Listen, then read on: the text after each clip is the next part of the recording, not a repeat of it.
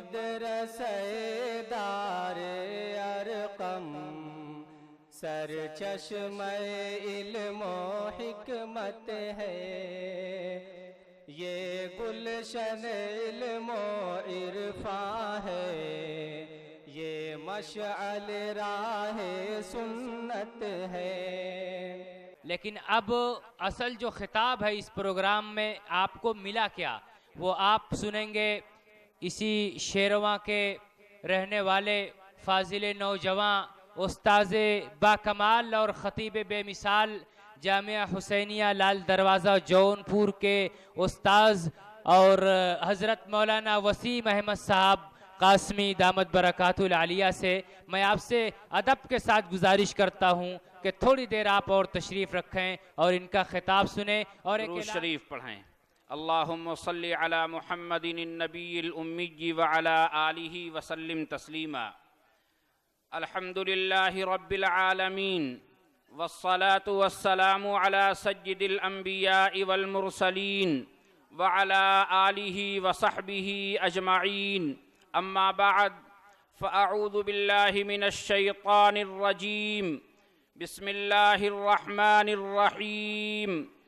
کنتم خیر امہ اخرجت للناس تأمرون بالمعروف وتنہون عن المنکر، وقال النبی صلی اللہ علیہ وسلم اذا مات الانسان انقطع عنہ عملہ الا من ثلاثہ، الا من صدقۃ جاریہ او علم ينتفع به او ولد صالح يدعو له، رواہ مسلم، او کما قال النبی صلی اللہ علیہ وسلم۔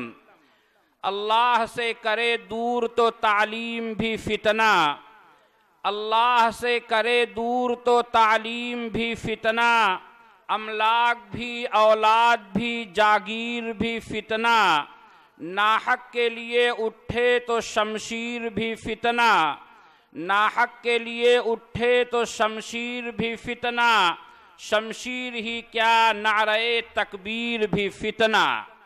حاضرین گرامی، قابل قدر بزرگوں اور بھائیوں، ہمارا آج کا یہ عظیم الشان اجلاس جس میں معصوم بچوں کی زبان سے انتہائی قیمتی اور گہری باتیں ہم سب سماعت کر رہے تھے اور سن رہے تھے، یہ بچے جنہوں نے اسٹیج پر آنے کے بعد بغیر کسی طرح کے ڈر اور خوف کا مظاہرہ کیے ہوئے پوری جرأت کے ساتھ بے باکی کے ساتھ یہ پروگرام پیش کیا ہے، جن کی عمریں ابھی گلیوں میں گولیاں کھیلنے کی تھیں، جس عمر کے بچے راستوں میں ایک دوسرے کو گالیاں دیتے ہوئے اور لڑتے اور جھگڑتے ہوئے دیکھے جاتے رہے ہیں اور دیکھے جاتے رہے ہیں، دیکھے جاتے ہیں، مگر ان معصوم بچوں اور سادہ لوح ذہنوں پر اور دلوں پر قرآن پاک کی آیات کا نقش کرنا،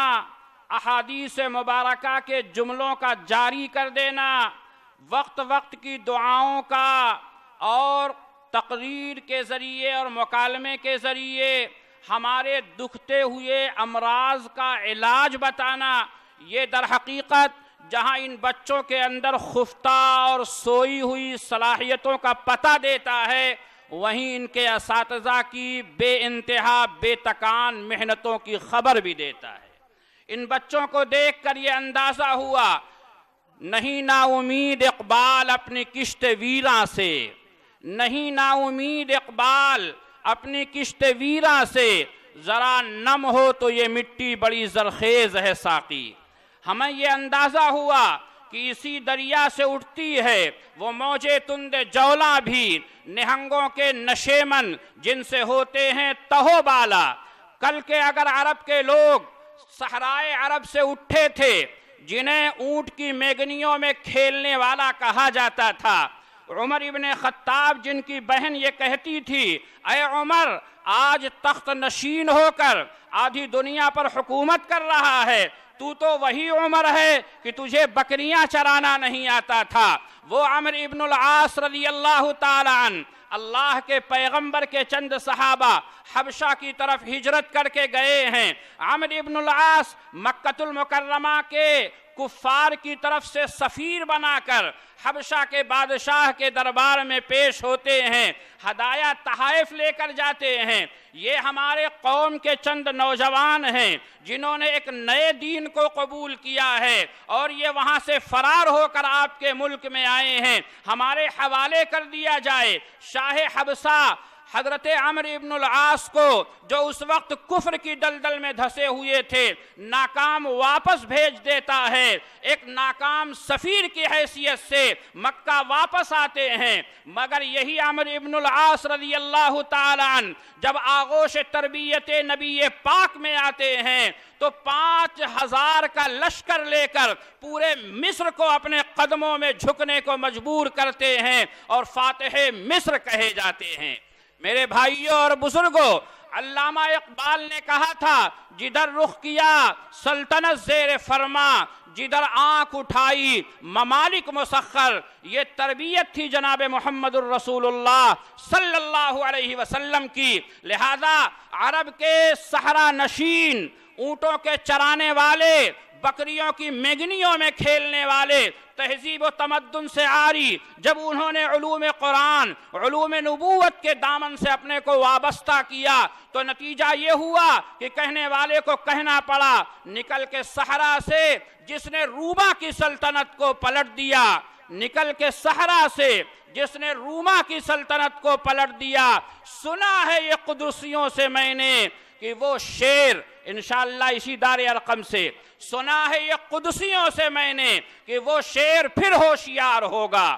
میرے بھائیوں اور بزرگوں، ان بچوں کو دیکھ کر یہ اندازہ ہوا قوم کو مایوس ہونے کی ضرورت نہیں ہے۔ قوم باج نہ ہوئی ہے، نہ قوم باج ہو سکتی ہے، بس شرط یہ ہے کہ ہم اپنے بچوں اور نونہالوں کو وہ تربیت عطا کریں کہ بڑے ہونے کے بعد نہ یہ ہماری عزت کا سودا کریں، نہ ہمارے وقار پر حرف آنے دیں، بلکہ مٹ جائیں مگر اسلام کی عزت و آبرو پر حرف نہ آنے دیں۔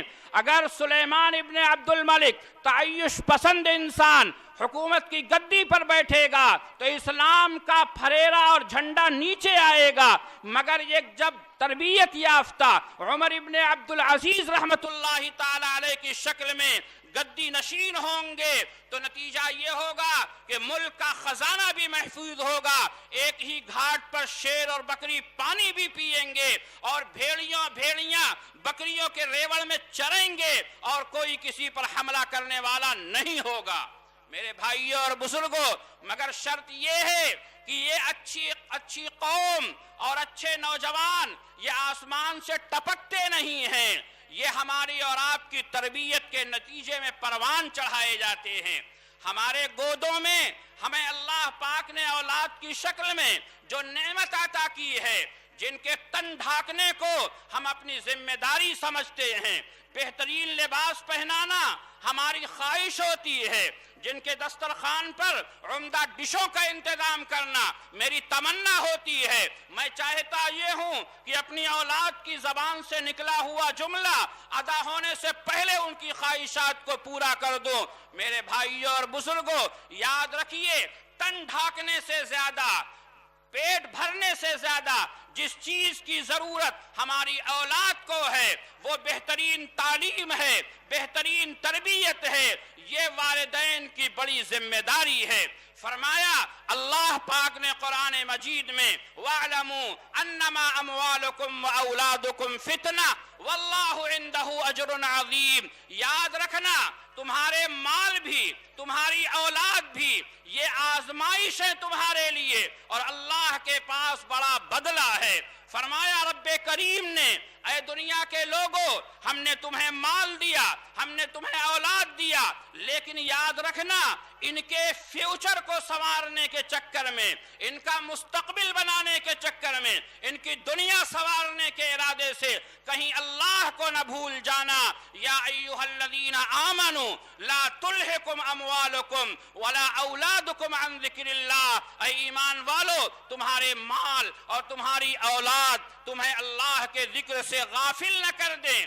یہ اولاد جو ہمارے ہاتھوں میں ملی ہے، ہم یہ نہ سمجھیں عقیقہ کر لیا ذمہ داری پوری ہو گئی، چھت دے دیا ہم اپنی ذمہ داری سے سبکدوش ہو گئے، کپڑا پہنا دیا ہم نے ان کا پیٹ بھر دیا، ہمارا کام ختم ہو گیا۔ خدائے پاک کی قسم، یہ کل کرنے کے بعد اگر ہم نے اللہ کا تقدس نہیں دیا، نبی پاک صلی اللہ علیہ وسلم کا احترام نہیں دیا، تو ہم نے انہیں قتل کر ڈالا ہے۔ اور اللہ کے پیغمبر کا فرمان ہے کلکم راعٍ وکلکم مسئول عن رعیتہ، تم میں سے ہر ایک ذمہ دار ہے، نگراں ہے، اور ماتحتوں کے بارے میں ہر ایک سے سوال کیا جائے گا۔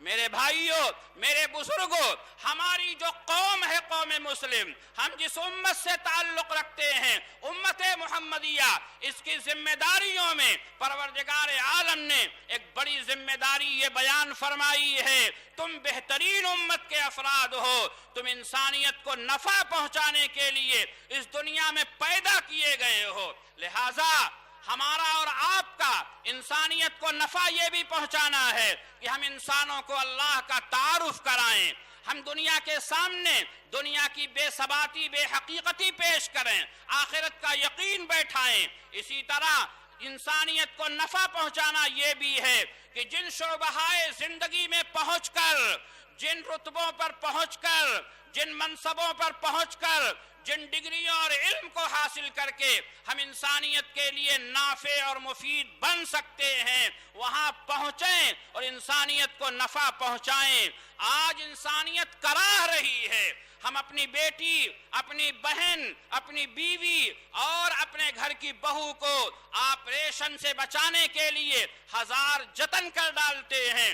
ڈیلیوری کا موقع ہے، پیدائش نارمل ہوگی 5,000 ملے گا، چھرا چلا دے گی تو 50,000 ملے گا، زندگی جائے بھاڑ میں، اس کا آرام تج جائے، برباد ہو جائے۔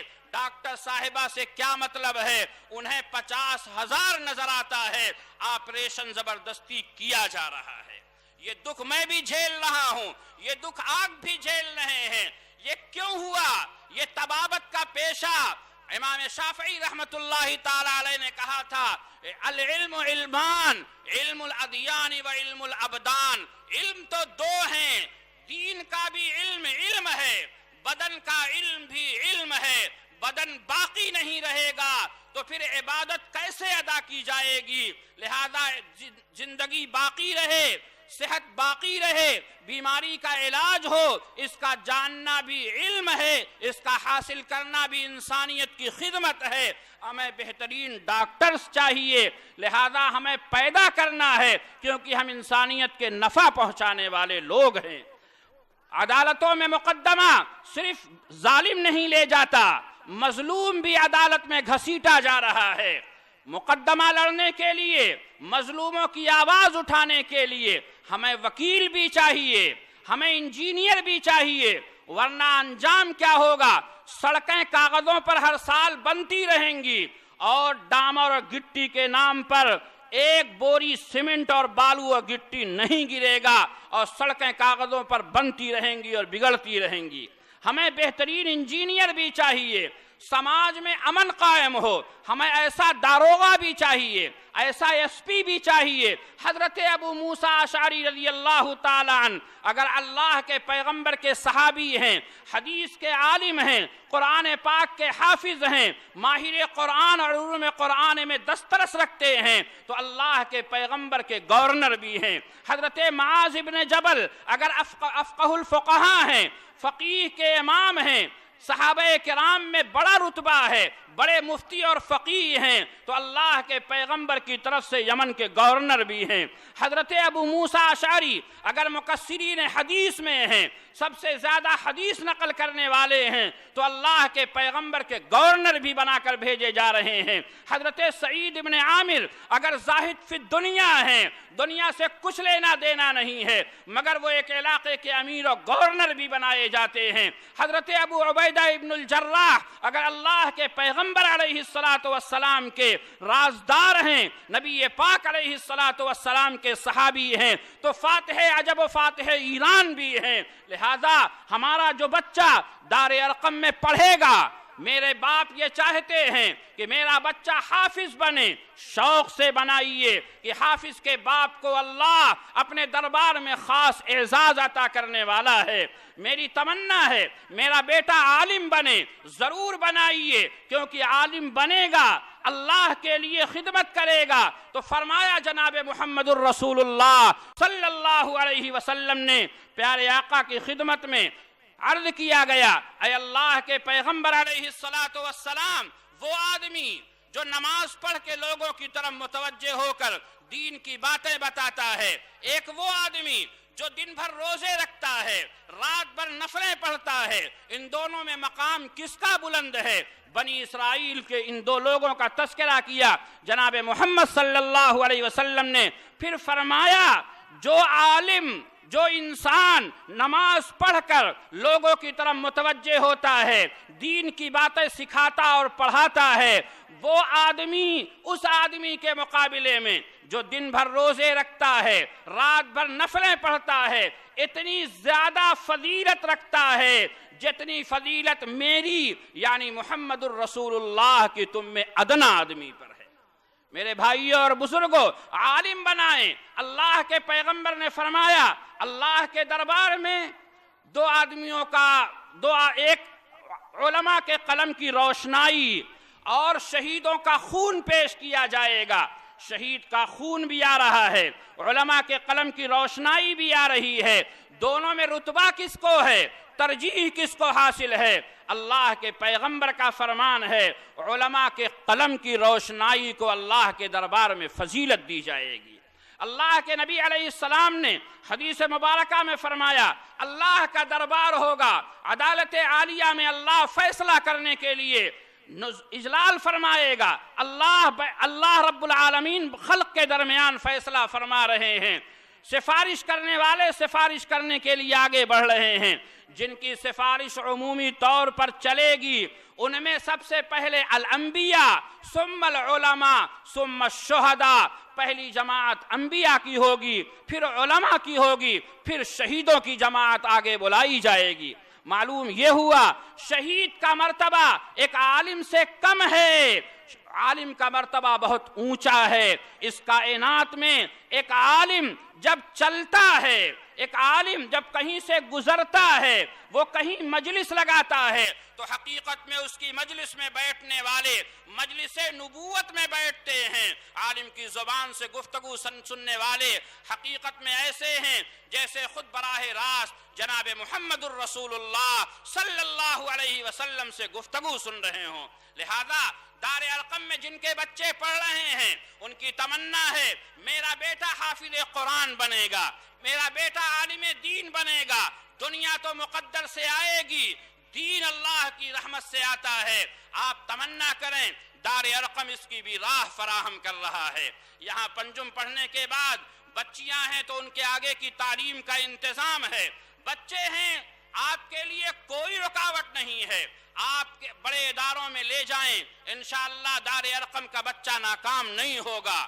اور اگر آپ اپنے بچے کو ڈاکٹر بنانا چاہتے ہیں، ڈی ایم بنانا چاہتے ہیں، آئی ایس اور پی سی ایس کے امتحان میں لانا چاہتے ہیں، قوم کو اس کی بھی ضرورت ہے، دنیا کو اس کی ضرورت ہے کہ میرا جنازہ وہ پڑھائے گا جس نے بالغ ہونے کے بعد کسی نامحرم پر نگاہ نہ ڈالی ہو۔ اگر کوئی وقت کا بزرگ یہ کہہ دے تو مسلمان وقت کا بادشاہ پیش کر دے کہ ہمارے پاس ایسے بادشاہ بھی موجود ہیں۔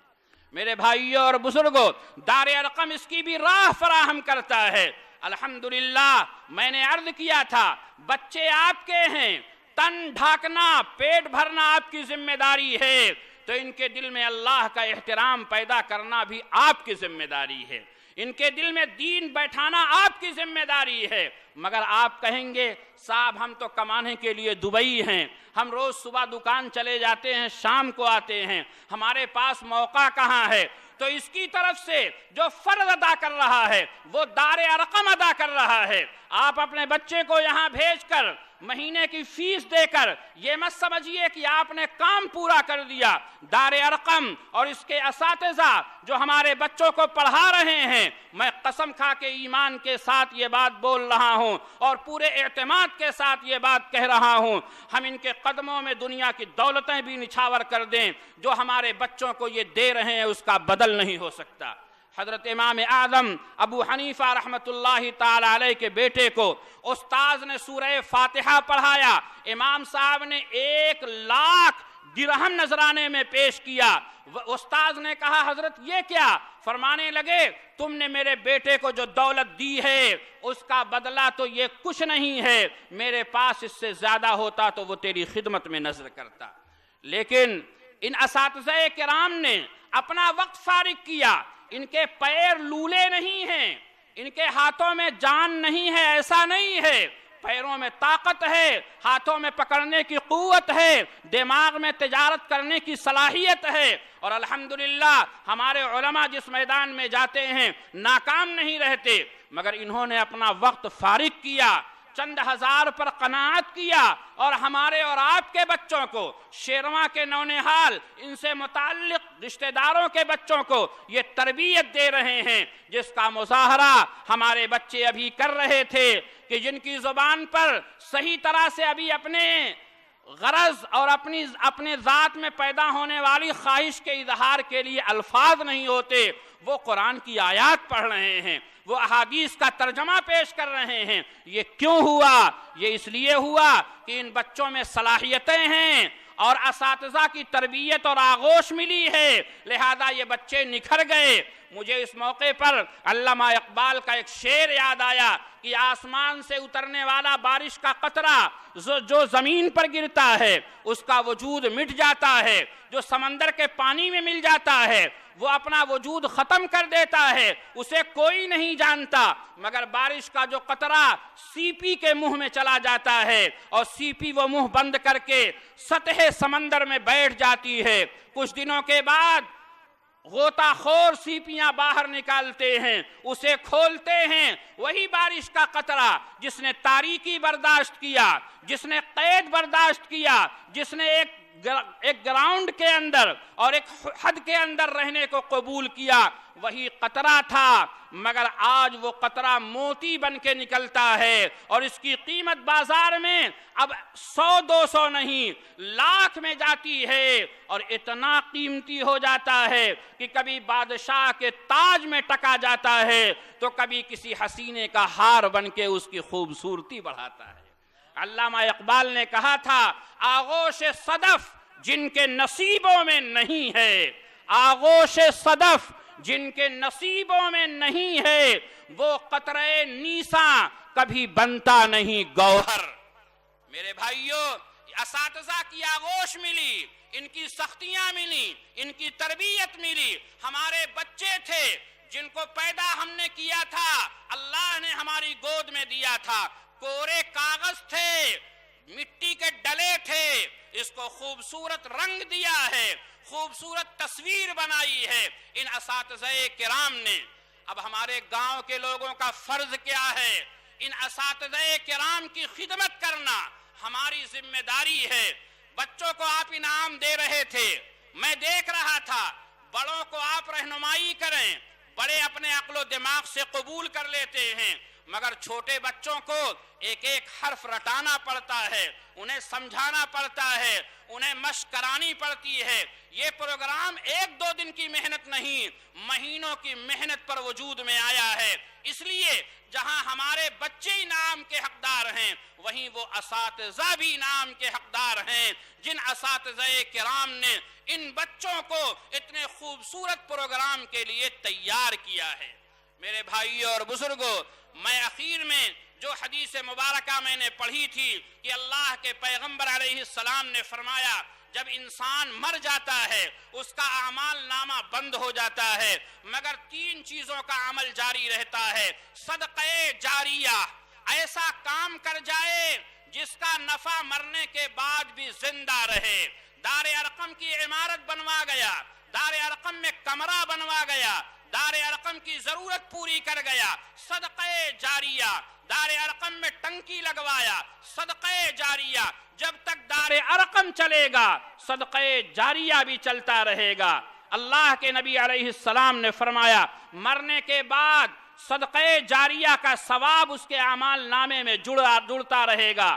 نمبر 2، ایسا علم جس کا نفع جاری رہے۔ یہ ہمارے بچے جن کی زبان پر قرآن کے جملے آ رہے ہیں، جن کی زبان پر عقائد کی باتیں آ رہی ہیں، ایک بات عرض کر دوں، 5 پنجم تک جس انداز میں ان بچوں کو پڑھایا جا رہا ہے، میرا ایمان اور عقیدہ اور میرا تصور یہ بول رہا ہے کہ انشاءاللہ یہ لندن اور امریکہ پڑھ کر آئیں گے، دین بیزار نہیں ہوں گے، خدا بیزار نہیں ہوں گے، اللہ کا تصور ان کے قلب میں بیٹھا رہے گا، کیونکہ فرمایا جناب محمد صلی اللہ علیہ وسلم نے بچپن کا پڑھانا ایسا ہے جیسے پتھر پر نقش و نگار بنانا، اور بڑکپن میں پڑھانا ایسا ہے جیسے پانی پر لکیریں بنانا۔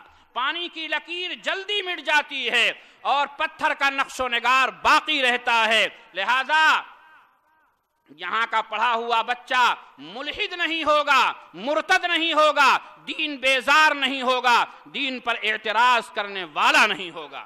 میرے بھائیوں اور بزرگوں، تو میں عرض یہ کر رہا تھا، یہاں پڑھنے والے بچے جن کو آپ کے پیسوں کے ذریعے علم ملا، جو تنخواہ آ رہی ہے، وہ تنخواہ جو فیس آ رہی ہے وہ تنخواہ کو پوری نہیں کر رہی ہے۔ ہر مہینے کے اندر 30,000 40,000 روپے کا گھاٹا جاتا ہے۔ یہ پیسہ کون دے رہا ہے؟ اہل خیر حضرات دے رہے ہیں، جس میں دوسرے گاؤں کے لوگوں کا بھی تعاون ہو سکتا ہے، مگر میں یہ جہاں تک سمجھتا ہوں اکثر تعاون اسی گاؤں کے لوگوں کا ہے۔ میرا پیسہ آیا، میرا یہ پیسہ ہوٹلوں میں بھی لگ سکتا تھا، میرا یہ پیسہ پارکوں میں اور تفریح گاہوں میں اور سیر و تفریح میں اور کلبوں میں خرچ ہو سکتا تھا، مگر میرا یہ پیسہ دار ارقم میں آیا، اس کے ذریعے اساتذہ کو تنخواہ دی گئی، اساتذہ کرام نے بچوں کو پڑھایا، علم کی دولت بچوں کے دلوں میں آئی۔ اب یہ علم جب تک باقی رہے گا اور اس کا علم پڑھنے والے یا اس کے ذریعے جن کو ملتا رہے گا، یہ صدقہ دینے والا، دار ارقم میں پیسہ خرچ کرنے والا دنیا میں نہ بھی ہو تب بھی اس کے صدقے کا اور جو علم دنیا میں یہ پھیل رہا ہے اس کے علم کا ثواب اس کے اعمال نامے میں جاتا رہے گا۔ تیسری چیز حدیث میں فرمائی گئی، پہلی چیز ایسا صدقہ جس کا ثواب جاری ہو، ایسا علم جس کا نفع جاری ہو، تیسری چیز ایسی اولاد جو اپنے والدین کے لیے دعا کرے۔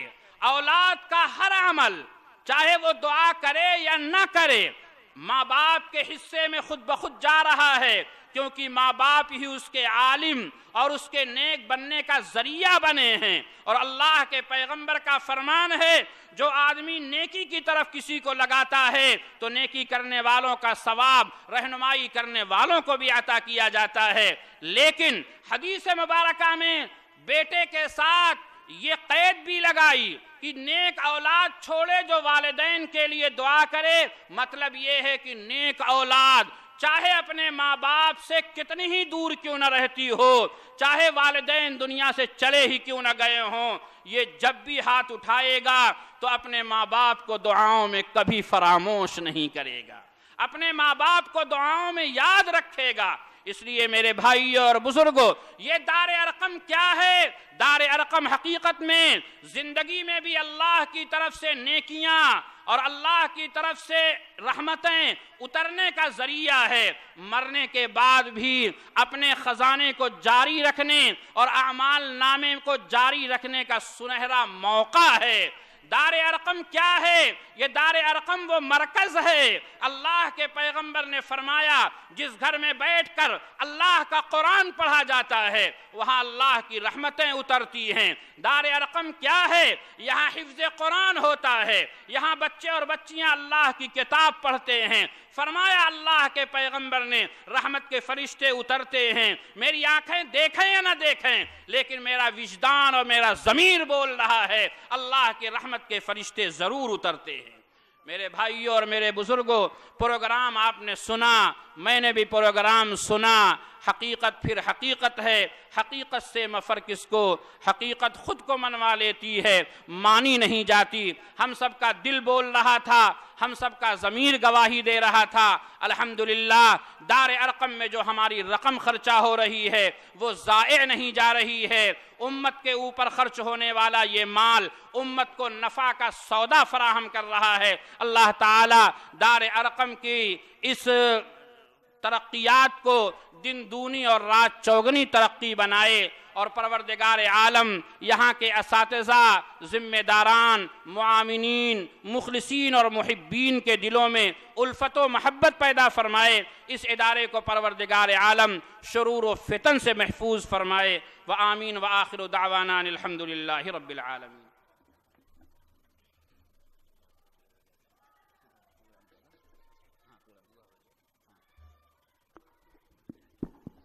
حضرات، جناب حافظ معظم صاحب نے پروگرام سے خوش ہو کر اور اساتذہ کی محنت کو دیکھتے ہوئے 21 اساتذہ میں سے ہر استاذ کو انہوں نے اپنی طرف سے 1,000 روپے دینے کا اعلان کیا ہے، یعنی 21,000 روپے وہ اپنی طرف سے اساتذہ کو دے رہے ہیں۔ اللہ تعالیٰ سے دعا کیجئے کہ اللہ تعالیٰ ان کے مال، عمر، جان میں برکت عطا فرمائے، ان کی آل و اولاد میں برکت عطا فرمائے، کاروبار میں برکت عطا فرمائے۔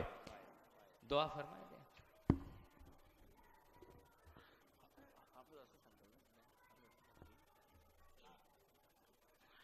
اللہم صلی علی محمد النبی الامی وعلی آلہ وسلم تسلیما۔ اے اللہ ہم سب لوگوں کی گناہوں کو معاف فرما، مولا کریم ہمارے گناہوں کو نیکیوں میں تبدیل فرما۔ پروردگار عالم جو محنتیں دین کے نام پر ہو رہی ہیں اور جہاں جہاں ہو رہی ہیں، اے اللہ ان تمام مراکز اسلامیہ کو قبول فرما۔ اے اللہ محنت کرنے والوں کو اور ان کا تعاون کرنے والوں کو، ان سے محبت کرنے والوں کو، اے اللہ دنیا میں برکت اور آخرت میں خصوصی فضل و کرم عطا فرما۔ پروردگار عالم اس ادارے کو دن دونی رات چوگنی ترقی عطا فرما۔ اے اللہ شرور و فتن سے اس کی حفاظت فرما۔ اے پروردگار عالم ہم سب کے دلوں میں ایک دوسرے کے لیے پیار اور محبت پیدا فرما۔ اے اللہ کریم جن باتوں سے آپ راضی ہوتے ہیں مولا ان باتوں کے کرنے کا شوق عطا فرما۔